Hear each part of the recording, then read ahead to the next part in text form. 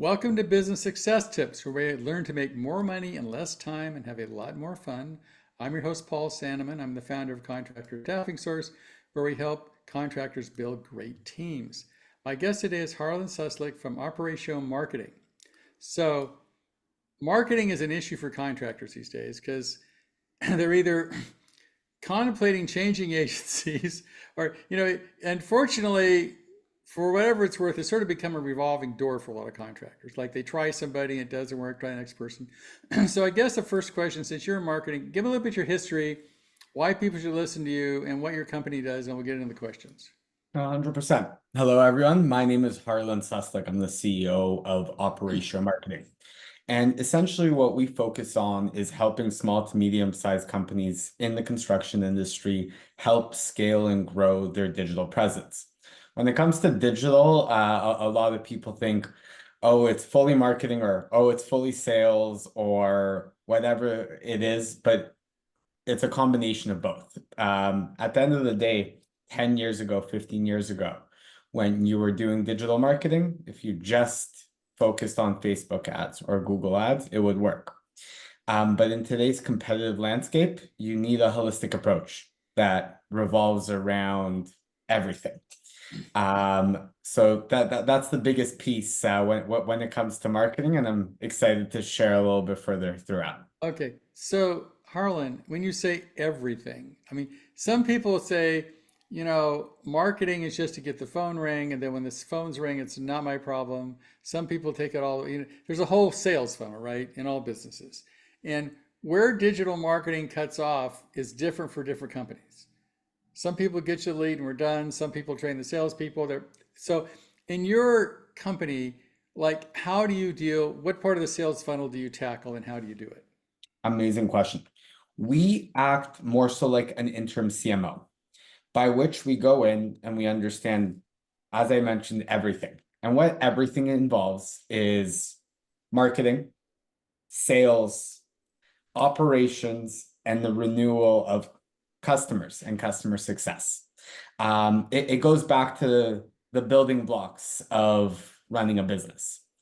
With that being said, I always feel like with digital marketing agencies and clients of theirs, it's always finger pointing. Oh, the leads are bad quality. We hear that a lot. Or the salespeople aren't calling the leads quickly enough. Well, at the end of the day, both sides are right.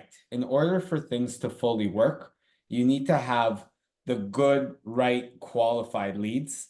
You need to have the right sales funnel and approach in order to tackle objections, price, having a smooth proposal process, as well as a follow-up process. Technology plays a big role. You need to have the proper CRM systems and the automation systems in order to keep up with that and help your sales teams build on that. But then again, sales and digital marketing, it's getting a client once. The whole idea behind true business success, where digital marketing really works, is when you leverage that one first-time client into a renewal or a referral, building up what we like to call as the lifetime value of a client. So let's say you own a window cleaning company and you sold a house that costs $150 to clean their windows. You spent $100 for that lead. You're not making any money off of it. But if this client comes back and you do a great job and they start coming back 4 times a year, that just turned into a $600 client. And if they renew for another year, that's now a $1,200 client. And the lifetime value continues building and building. So it really is a full life cycle. And that's what we focus on, is we understand what you have in place and we assist to grow it.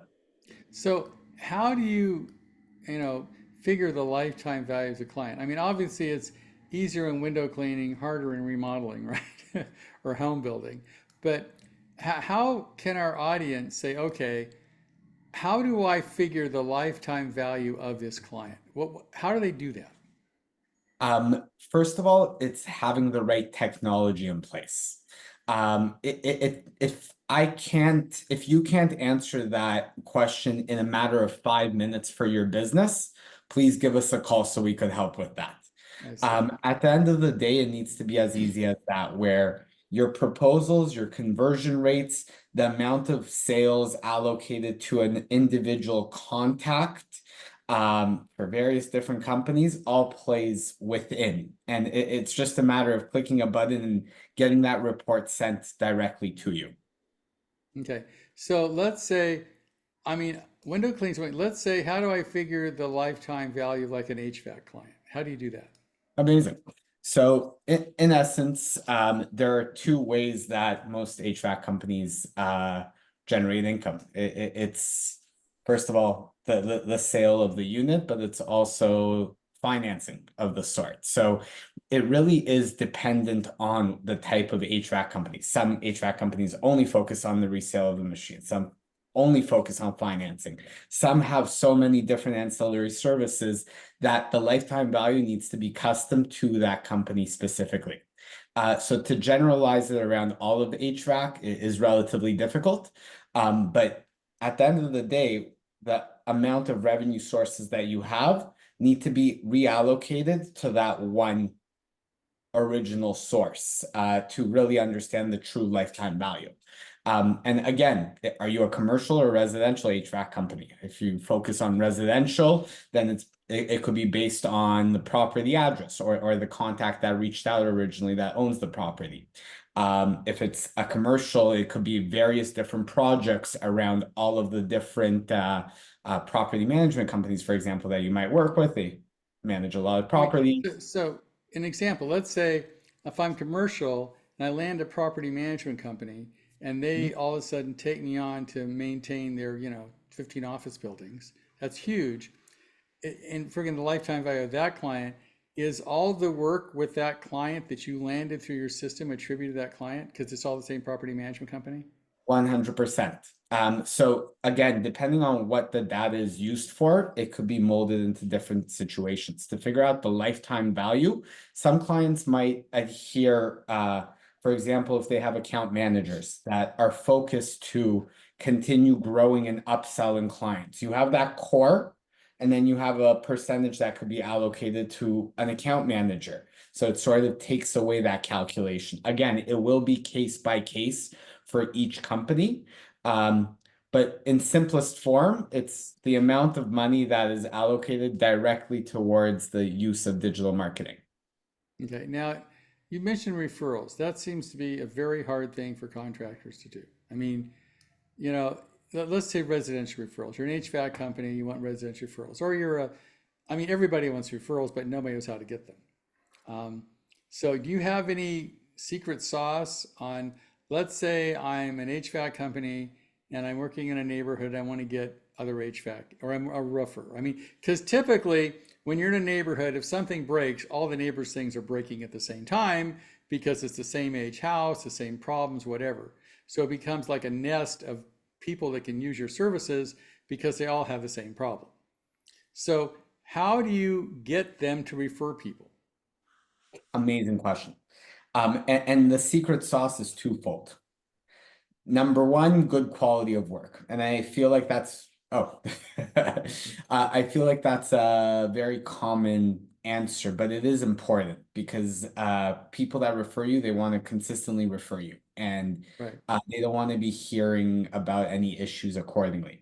And the Well, because second, you put your reputation online. If you have your neighbor use a remodeling company and they do them in, then your neighbor's going to be upset with you for the next 10 years. It's never good. you got it. You got it. So it's a pretty uh common thing, but it is important. And the second is transparency. Um, when you're doing this at scale, it gets hard to track who you referred, whether they went with you, whether at scale, it's very tough to actually fathom.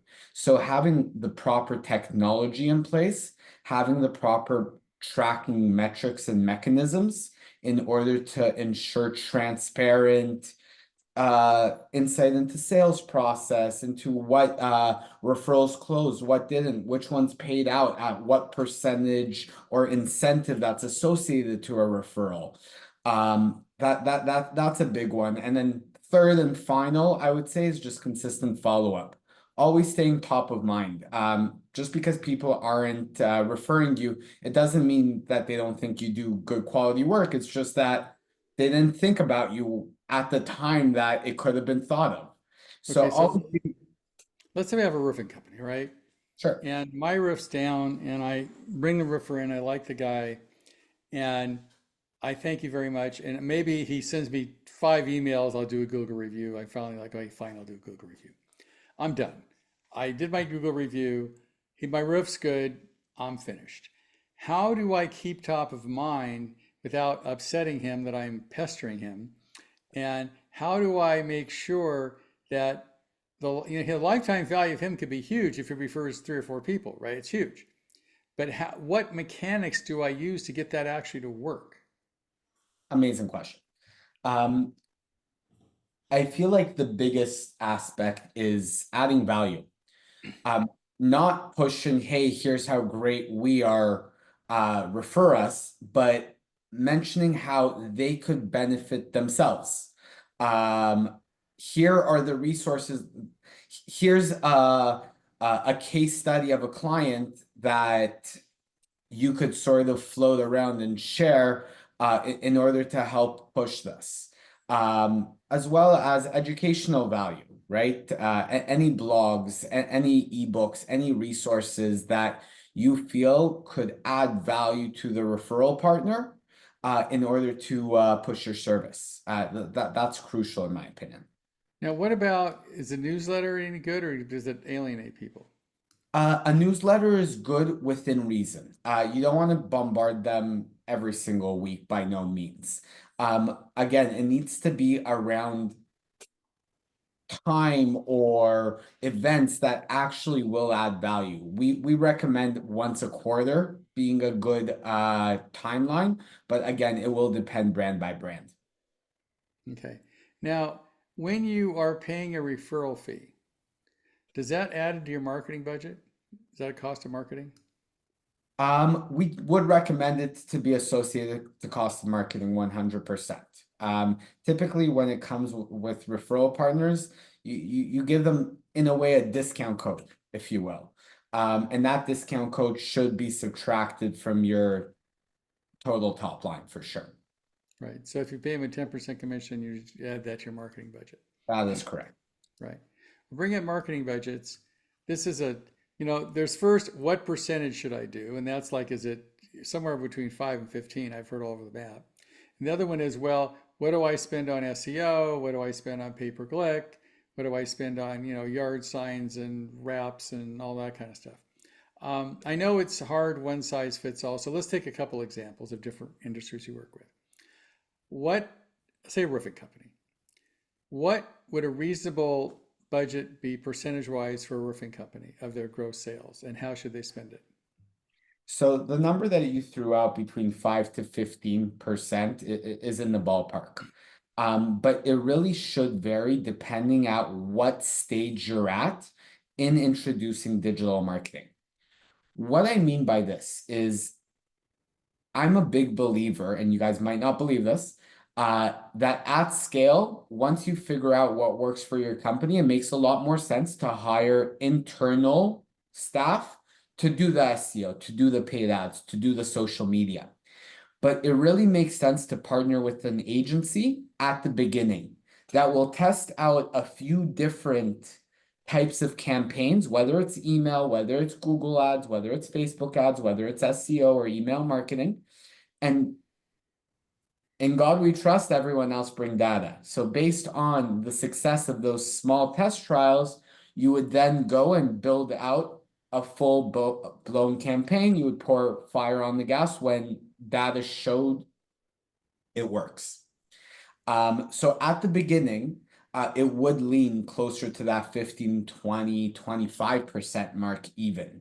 But it shouldn't last for more than 3 to 6 months. You're able to build enough data, enough info within 3 to 6 months to understand what that scale looks like. Then when you figure out what works, that foundation's built, you start hiring internally, and the agency, if they will add value in one way, shape, or form, you'll keep them around. If not, it doesn't make sense. So that sounds sort of like a CMO to me, that kind of job, right? I mean, so take the chief marketing officer, if you're taking that function in a business. So let's say, I'm just going to type it, you're doing, I don't know, $2 million a year. You say, okay, I'm going to spend, whatever, 100, 200 grand on marketing this year to get it all going. Now I'm going to hire people to do the job internally because I'm going to pay, I can pay somebody offshore $8 an hour. I can pay somebody here $20 an hour, but certainly not $50 an hour, right? So would you help build their internal marketing team? 100%. Now, with this being said, once you realize, okay, meta ads works, creating a proper training scope of work, standard of operations for this person will really assist. You'll be able to half the cost of whatever that SEO or ad designation is from an agency to the person internally. Will we go out and help hire? We could definitely assist in that aspect with the combination of your team, most definitely. Right. Okay. So now, this is the time of year everybody's making New Year's resolutions, right? Am I spending, they look at their budget, they're a $2, $3 million company. They should be netting, 10% and they're netting 5%. And they go, what can we cut? Somebody says, cut marketing. It's not doing any good, right? So they have those kind of discussions. How do you evaluate the effectiveness of your spend for this year? I mean, it's hard to do, but I know this is the time of year a lot of people are doing that. They're going, well, what can we cut? And unfortunately, marketing is something that gets cut because it's not like a tractor. you know, it's a soft cost, and contractors are not big on soft cost, right? So, how do you evaluate it was well spent, it was not well spent, or I should go look for somebody else? 100%. I feel like this is being done a lot via gut check in today's day, but in my opinion, it should be purely based on data. If you don't have the data to back up, okay, we should cut marketing or we should cut sales or whatever, if you find yourself not being able to answer it based on pure data, then I think the first investment that you shouldn't cut, but that you should add to is building the technology in order to understand the data. Having a strong CRM system at minimum, it is required in order to make decisions like that, in my opinion. Okay, so now whether you're using, Salesforce or HubSpot or pick one out there, right? Mhm. Um, and there's a lot of integrated CRMs with production management technology, right? This is your, project management system. It integrates with your CRM. And my experience is a lot of those are marginal because they've been really good at project management, but they don't understand CRM, or they're really good at CRM, but they don't understand project management. So how do you evaluate whether you should have an integrated system or just go with best of, class in each market? Amazing question. Um, in our opinion, customization of CRMs is crucial. So whenever picking a CRM system that only does CRM work, um, the ability to integrate easily via open API, so platforms like Salesforce or platforms like Zoho, should definitely be on top of your list. These platforms not only have their own out-of-the-box systems that you could utilize for accounting, for operations, for inventory tracking, but they also have the ability for you to custom code whatever third-party system would work. For example, we have clients that have custom calculators for their company. And it's fully custom. There's AI associated to it, and it's on an entirely different system. And we've realized time and time again, platforms like Zoho and Salesforce are the easiest to integrate third-party platforms with. Now, can you explain? Some people I know what an API is. Can you explain that for our listeners? 100%. Think of an API as sort of your connector. So if you have two systems that don't speak to each other, this is basically the string with the two cups that will connect it. What does API stand for? Uh, it's an integration. I can't remember. Because everybody throws, I don't use, but I know that a good API is important because if you can't integrate your software, you're spending way too much time doing it for people. Like Definitely. if your project management won't talk to your CRM, which won't talk to your billing, then somebody has to do a bunch of spreadsheets and input all the data, and it takes forever. And in theory, you should have a system from the wholesale, from the time the person calls to the time they pay their bill, know who called, when they called, how much money they paid, how much profit you made, when you collected the bill, and then afterwards, are you continuing to contact them to get referrals? Like that's a whole system. But Exactly. lots of contractors like have pieces, right? They've got CRM system, they got an accounting system, they got a project management system, and they're not integrated, so they spend a lot of time trying to get them to talk to each other. How I like to think of it is it's more of a cost saver than a revenue driver.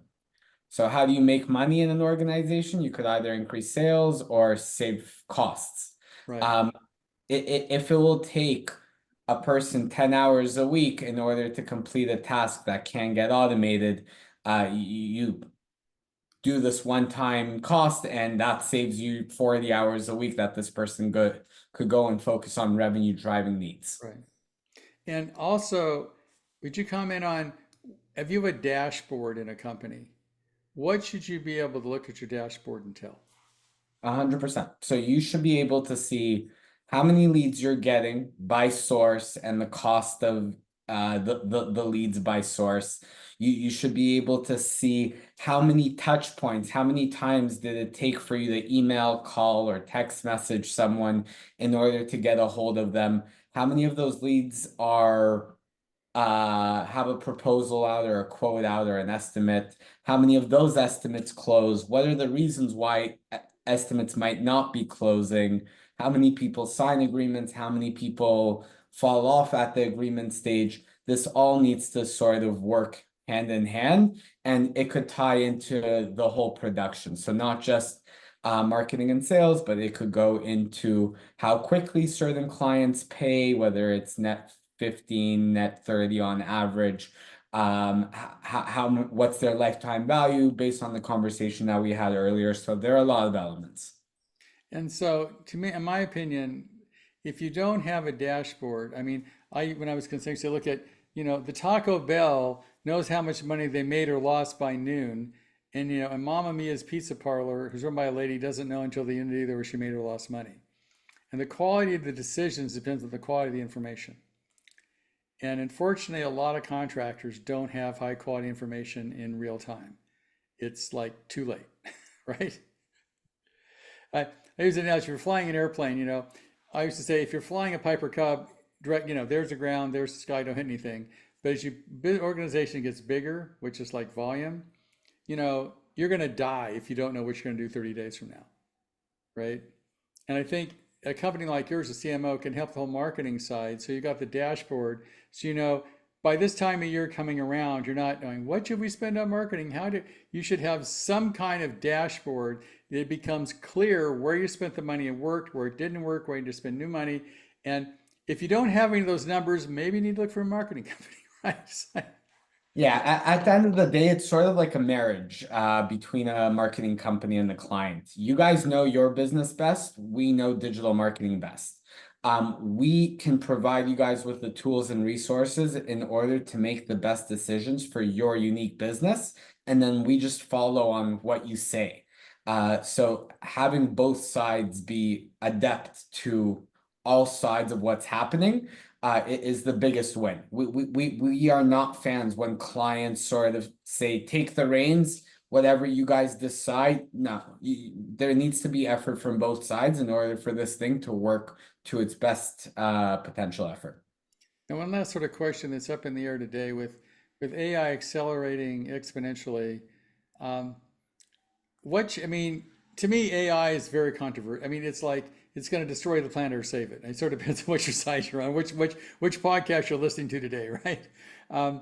So, what's your opinion on how and where to use AI in marketing in your business? 100%. So it's constantly adapting. And my answer from last year to this year to what it will be next year will change. Um, AI in today's world allows you to save a lot of time on things that were on the lower level of the funnel. In other words, if you needed to do research, if you needed to write up a blurb, if you need to do something that just required effort, AI is able to sort of replace that. Now, it gives you all this information, right? It saves you time on collecting it. But what you do on that information, in my opinion, is still being worked on. It's not there yet. Will it get there next year? Very possible. But today, it still requires a middle to upper level position in order to take that information and make an end decision. It's just experience, and with time, it'll learn it. It will It's getting smart. So eventually get you there. wouldn't have AI write all your blogs, but you have to do the research so you can write a better blog. You got it. You got it. It could scrape a bunch of data and formalize it, saying, here's what we think are the most important points for you. But it still requires someone to take a look at it, make sure it's relevant, make sure it will add value to your user base. Okay, now, Harlan, if somebody wants to get in touch with you and they're doing this, should I change my marketing company this year or not? Um, how would they get in touch with you? And do you provide any kind of you know, a diagnostic or something so they can help figure out whether to change or not? 100%. So if anyone's interested, they could go onto our website at www.operatiomarketing.com. And with that being said, we have a full free discovery process, a couple meetings where we really understand the ins and outs of your business, and you get a proposal with the associated process, timelines, deliverables, pricing that's entailed, customized for your business, entirely free. So my thought is, if you are questioning, if you don't know the answer whether you should start marketing again or where you should spend your money, maybe you should go give Harlan a call because I think that's an indicator right there. If you don't have the information you need to make the decisions for next year's marketing, maybe you should change marketing companies. That's Thank exactly you, the Harlan. I case. appreciate you being here. I would definitely, this is a good time of year. Call Harlan if you're making those decisions. I think it's a good idea. And free, come on. You can't beat free. So thanks for being Harlan. I appreciate it. And I think it's a lot of good information. Awesome. Thanks, guys. Cheers. Bye-bye.